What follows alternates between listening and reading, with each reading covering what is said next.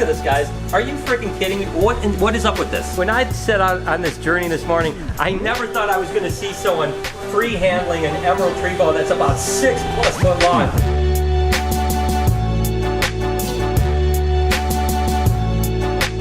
Hey, good morning, everybody. Welcome to the vlog. I hope the start of your day is absolutely incredible. Today was the day that I was supposed to head out on my epic cross-country journey in that Beetle bus.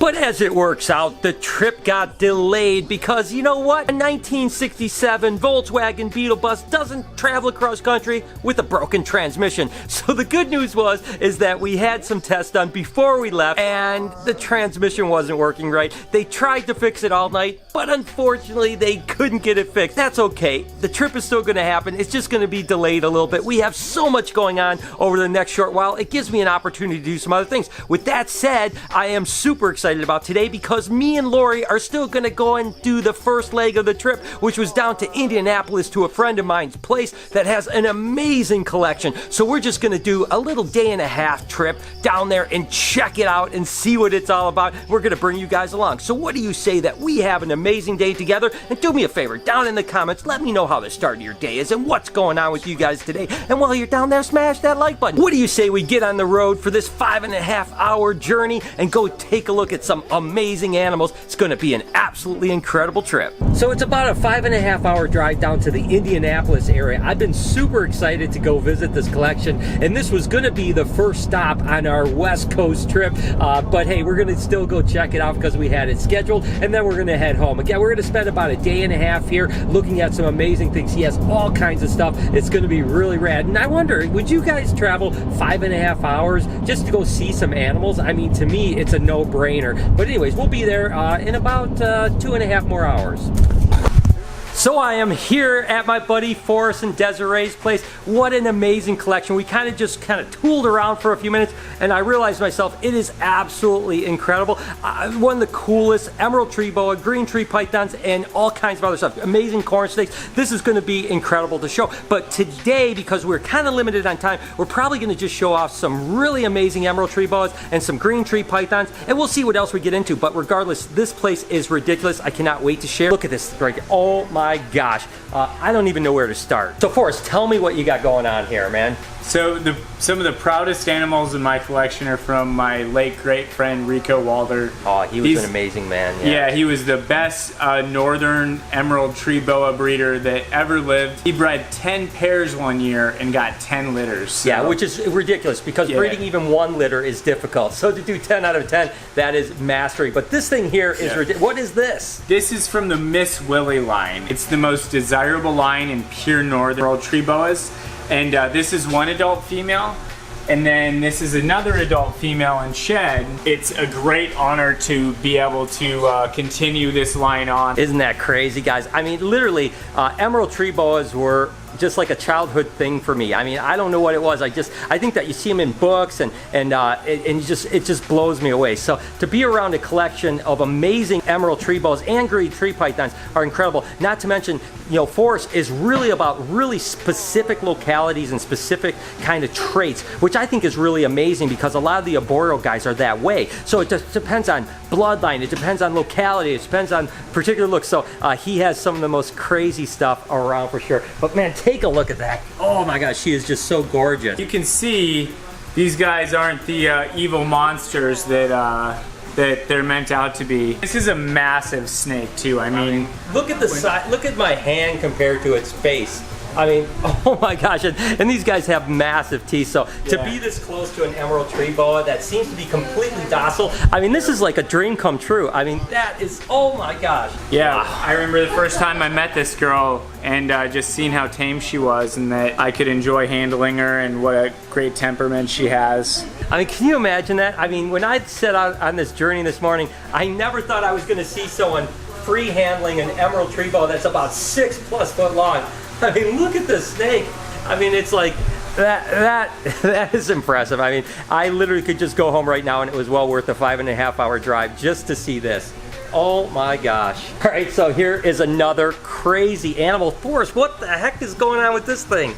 You know, every time you get that animal where you think, okay, this is it, this is the ultimate animal, I'm never gonna get anything better than this. When I found this melanistic pure northern emerald tree boa, it's just one of those moments where you'll never forget it in your life. And this is a truly melanistic emerald tree boa. Think about that. I mean, this is again a northern emerald tree boa, but it's the black, how dark it is like that. That's what they would call melanistic, which again, melanin is the black pigment. So you see it's got an increased amount of black pigment. And this is, I mean, this is as rare as it gets. I mean, this might be the only one in the world, right? You said there was 3 originally? There's supposed to be 2 more in Europe, but nobody's seen pictures of them in years. They're females. So the goal here will be to breed this one into Rico's Miss Willie line. I mean, I hope that Forrest is successful reproducing this, but this is, again, you know, you got to remember, as we're looking at, you know, emerald tree boas and green tree pythons, there are projects that are going to take Forrest 8 or 10 years before he gets to the point where he can see the fruition. So this is really a passion project. I mean, it's not about the money, it's not about anything other than the fact that Forrest is just obsessed with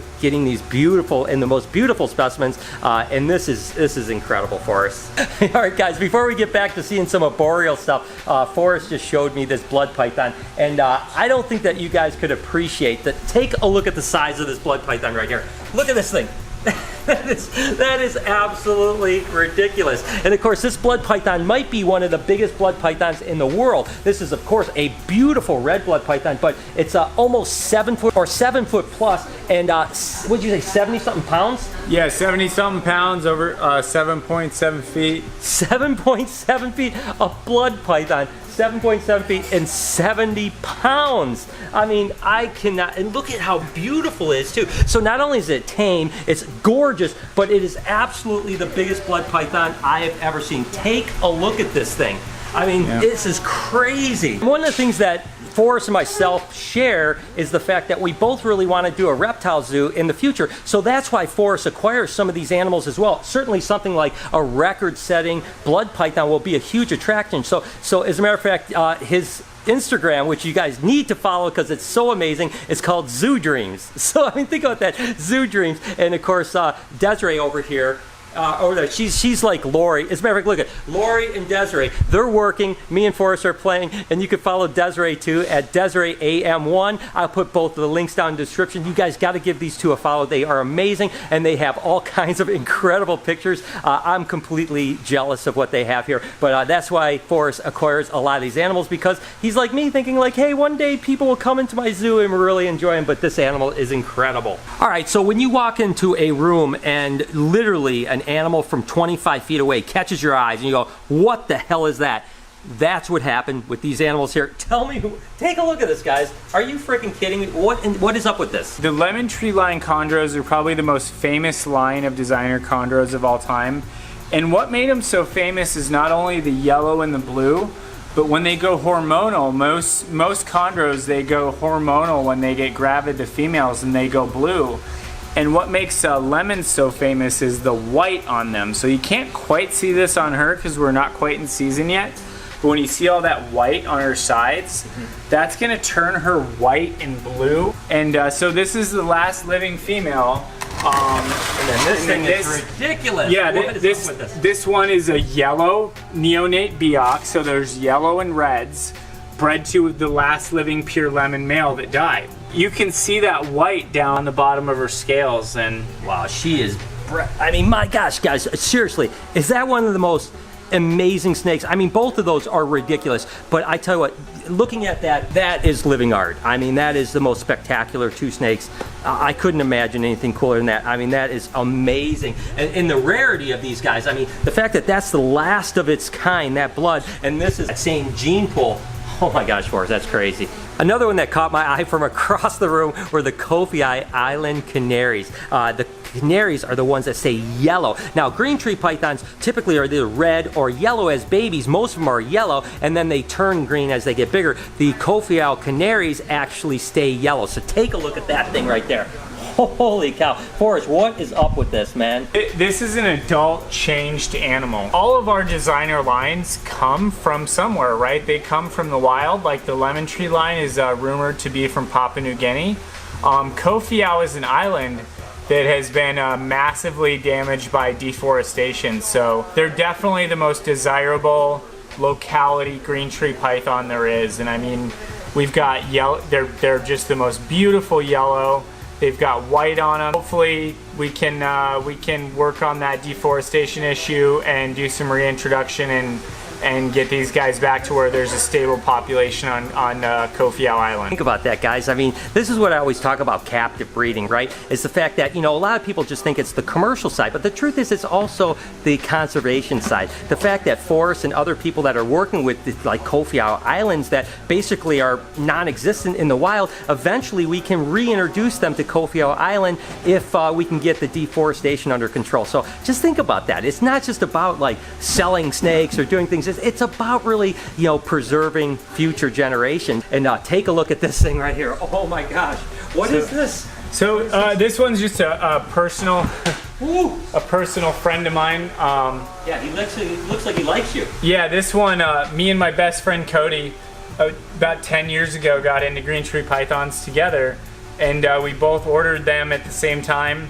And I got this Biak Island green tree python 10 years ago. It's a female.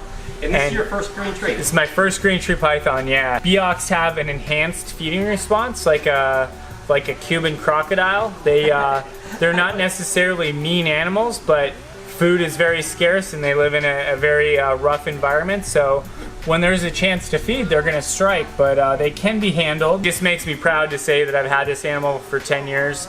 And by the way, I'm going to steal that from now on. I'm going to talk about the advanced feeding response the next time I get bitten by a snake. I love that. That is my favorite new saying, advanced feeding response. You know, we could probably do 5 vlogs about the green tree pythons and emerald tree boas alone here, let alone all the other stuff that he has. But I had to cover this one because, you know, when people see these amazing yellow green tree pythons, another color phase would be the blue ones. And I want Forrest to kind of explain what the heck is up with those blue animals. So tell me what's going on. This is a blue here, right? Yeah, so they're all from the Trooper Walsh blue line, one of the greatest herpetologists of our time. And he decided to focus back in the 70s on blue green tree pythons. When we refer to blue green tree pythons, we refer to them as Walsh blue line, TW blue. These are 3 different versions of TW blue. This is a true blue animal. He started out green and then he's slowly gonna turn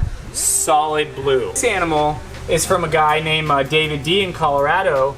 He bred a true blue to a true blue with some of the best genetics ever, and this one went straight blue. So it's a super blue. And then this is a male true blue. So these are all Walsh line Trooper blues. So now Forrest has basically given us the whole kind of education on the blue green tree pythons, but what's really amazing is that Trooper had certainly developed that line of blues, but Forrest is trying to work on his own line, and I cannot wait to hear, because this thing is spectacular. What is the deal with this one now? I think this is the most amazing blue snake to ever come out of Indonesia. This is like the 4th or 5th real blue male. My dream would be that this would be the Forrest Fanning blue line, but it's gonna take me 10, 15 years to breed him out to a pure Jayapura, which is what he is, and then I gotta breed him back to his babies and see if this could possibly be a genetic trait. That thing is crazy, and just think about that, guys. I mean, Forrest is so committed to his craft that he's willing to start a project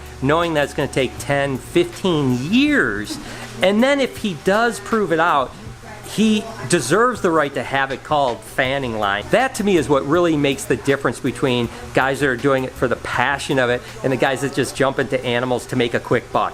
Obviously Forrest isn't in it to make a quick buck because he's so unbelievably committed to it, and that animal is amazing, and I tell you what, we need more people like you, Forrest. I appreciate it. Guys, I tell you what, it has been an amazing time. And again, we could spend the next 10 hours here looking at animals. I think that I'm going to have to make a trip back. Forrest is actually doing a couple new buildings as well as, like, you know, making a bunch of new cages in this building, a new bunch of stuff. So he's still kind of, you know, he's in the rearranging phase right now. So I want to come back in the next few weeks and really kind of show off his amazing collection all the way around. But right now, I tell you what, this vlog could be 25 minutes.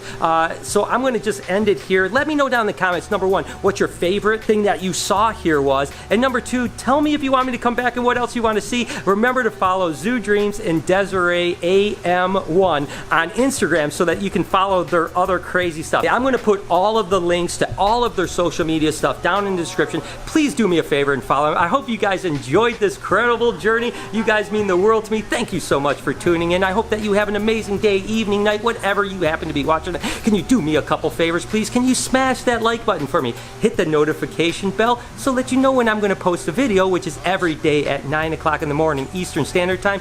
Remember to be kind to somebody, and I promise I'm going to see you guys tomorrow.